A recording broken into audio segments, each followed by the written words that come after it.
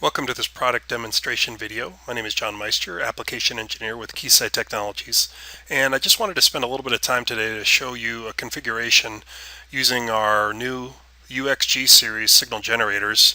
The UXG signal generator is composed of an analog portfolio family and a vector family. So the N5193 is the analog UXG source, which you can see here on the bottom of the stack. This is a very agile, highly dynamic source that can stream PDWs as well as a variety of other signals. And we can modify amplitude, frequency, phase, or timing of a pulsed or CW signal very dynamically. And then what we've just recently introduced is the N5194A vector adapter, and that allows the addition of IQ modulation on top of the dynamic PDW signal generation capability. The family also is natively capable of doing coherent operations, so you can see here the configuration that I've set up is an analog UXG on the bottom, which operates as the local oscillator and frequency source. And then I've got two vector adapters, N5194 vector adapters, that I'll be playing a variety of different signals out of. And I wanted to just show a couple of examples of doing this kind of signal generation. You can see on the interconnect diagram that there are a variety of connections that need to take place. One of them is a local oscillator being split in between both vector adapters, which will operate as up converters. The 6 gigahertz reference clock is distributed across all sources. And then there's a variety of control and trigger lines that are connected up as shown in the diagram. So the first signal we're going to take a look at is called an amplitude walk. So basically I'm generating a series of pulses that all have the same pulse width and PRI, and effectively I'm walking the amplitude down in 5 dB increments.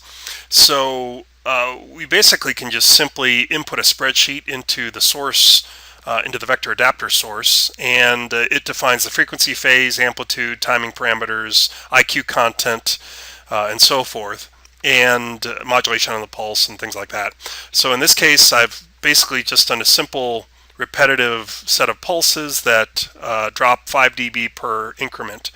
And the display that you're seeing is our pulse analysis utility that is an option on our signal analyzers. So if I, for instance, just to show you, I can enable a measurement here, select a spectrum analyzer mode, a normal spectrum analyzer mode, and say OK.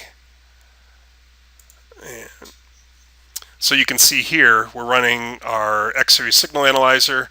Our signal itself is a range of pulses that are available here that you can view in the frequency domain.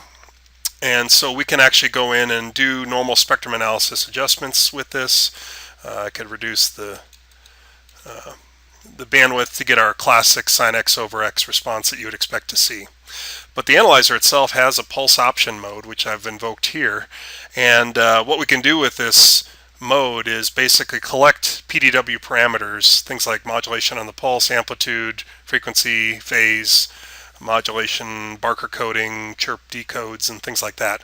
But there's also a scattergram plot, which is sort of handy to show some of these capabilities here. So with the scattergram I can pick any two parameters and plot them against each other.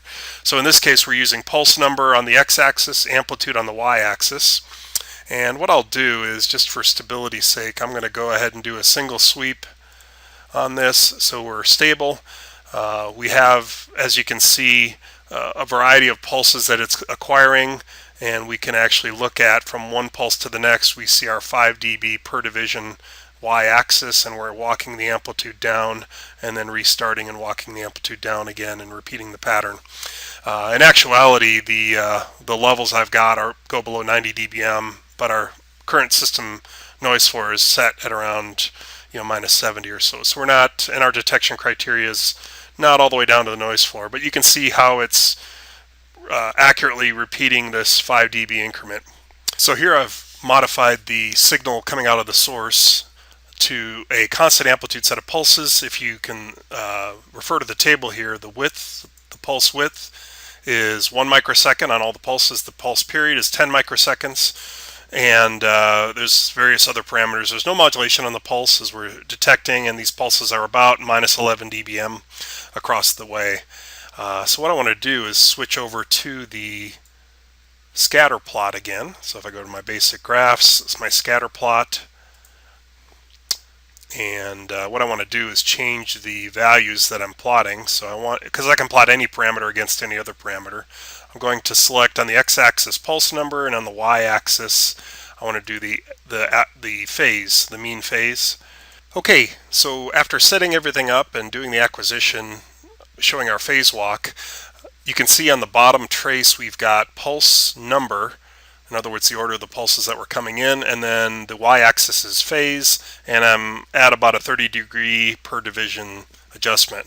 So what I've done is put two markers on the first point here on this lower left indicator point, and what I can do is step the marker from pulse to pulse effectively to record the phase values, and you'll be able to denote the delta over here on the marker readout section. So if I jump to the next pulse, first if I select the marker, go to the next pulse, you can see that from the increment of the next pulse over, I'm transitioning about 16 degrees. I'm actually doing about a 15-degree step per pulse. So you can see every pulse increments another additive 15 degrees into the rotation. So I can continue to step through, and when the cycle resumes, it increments by 15 degrees as a starting point. So you can see how it continually rotates up through the next set of pulses, and then this pulse will be 30 degrees at the start, and so forth. So you can see how we can readily do all kinds of phase and amplitude control based on what we've shown.